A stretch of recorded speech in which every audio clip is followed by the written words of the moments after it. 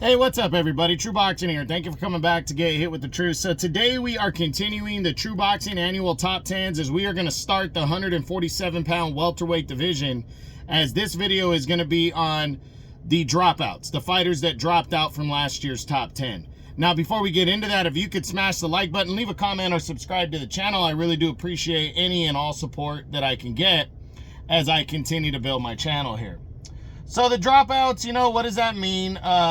It means, as I said at the beginning, it's just basically the guys that were ranked in the top 10 heading into 2024. And now as we end 24 and head into 25, they have dropped out for a variety of reasons.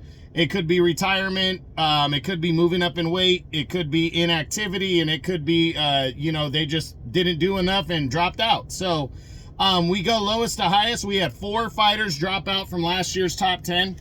So that means we're going to have 4 new ones in this year's top 10. And again, we start with the lowest to highest. So lowest to drop out is 38-year-old former WBA welterweight champ Yordenis Ugas. Ugas came in number 9 on the year, but was coming off of a 2023 where he got dominated against Mario Barrios as they competed for the vacant interim title. And that was a year and a half removed from a dominating TKO loss to Errol Spence Jr. When they unified titles. So, you know, now, you know, we don't know. At 38 years old, he didn't fight at all in 24. It's unknown whether Yordenis Ugas is going to return to the ring or not. In those 2 fights, he absolutely did not look like himself. But Errol Spence, at the same time, is a machine. But he went in the favorite against Barrios, who, don't get me wrong, Barrios is a solid-ass fighter. But, you know, I don't think Barrios... if this was Ugas from Pacquiao and when he fought Abel Ramos, I don't think Barrios should have done what he did to him. But be that as it may, he did. And I have not heard anything about Yordenis Ugas returning to the ring. So we'll see what happens in 25. If he does, I wouldn't be surprised if he moved to 154 where there's a ton of talent.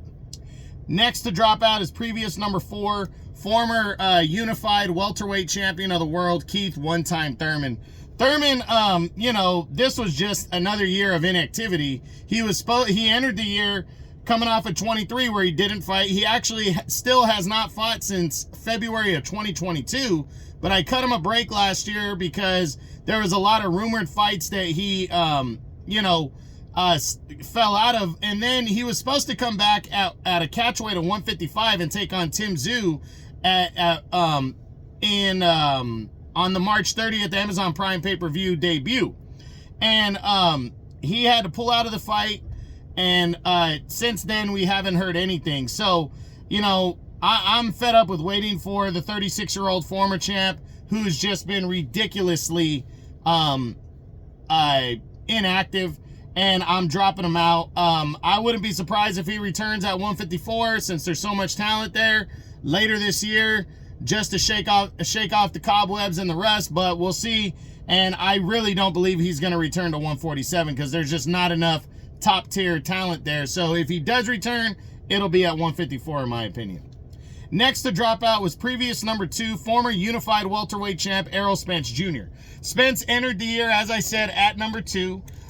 He drops out because 1 was inactivity, but with Spence's resume, I would have left him in if he was still planning on fighting at 147. He's made that clear that he's moving to 154. The entirety of the year was a plan to move to 154 and challenge Sebastian Fundora for the unified super welterweight title. Now, there's been a lot of back and forth. Fundora was recovering from a broken nose, and then the WBO, Fundora was trying to clear up the WBO situation as Terrence Crawford, who's the WBA champ, but also the WBO interim champ, has first rights to fighting Fundora, but we know Crawford wants to fight Canelo. So finally, Crawford okayed Fundora to fight Spence, but the WBO came in and said, but it's not going to be for the WBO title, just the WBC title. So Errol Spence, sitting as the number 1 contender at 154, and he hasn't even fought there yet, has a title shot if he can ever come back. But I just read just a while ago that it looks like that fight could not be happening at all. and for a variety of reasons. So we got to wait and see what goes down. I hope the fight does happen because I do want to see it. I want to see Spence return. He's 34 now, so he needs to return to make his final push at 154, but he's definitely not returning to 147. That is clear. And the final guy to drop out of last year's top 10 is previous number 1, former undisputed welterweight champ, and what is he, now a 4-division world champion, and that is Terrence Bud Crawford. Again, Crawford entered the year number 1. He was coming off of his career best victory when he dominated Errol Spence Jr. in July of 23, knocking him out in 9 rounds and unifying all 4 belts to become the undisputed welterweight champ. But we knew that Spence wanted to move to 154 as a prelude to a possible showdown with Canelo. There was a lot of back and forth about him and Errol Spence earlier in the year, and then, you know, he finally signed on to return in August and would put himself in for a championship in a 4th weight class, as he would move to 154 and challenge Israel Madrimov for the WBA title and the WBO interim title, and he would defeat Madrimov, capturing the title. Shortly after that, as expected, about a month later, he vacated his welterweight titles. I still think he might be a champion in recess in one of the divisions or you know, something of that nature, but Crawford is not going to be returning to 147. You know, he's dropped out. He's moved up to 154. I don't see him coming back to 147 unless it would be for like a fight with Teofimo Lopez, as they would meet in a catchweight. So I think Crawford is good on 154.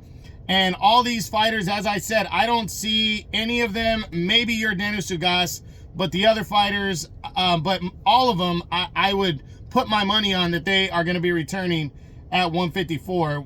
Crawford's already fought there, but the other 3 haven't. So we'll see what happens. But that's it. That's what I got. That is the dropouts from as the True Boxing annual top 10s continue. The dropouts from the 147-pound welterweight division.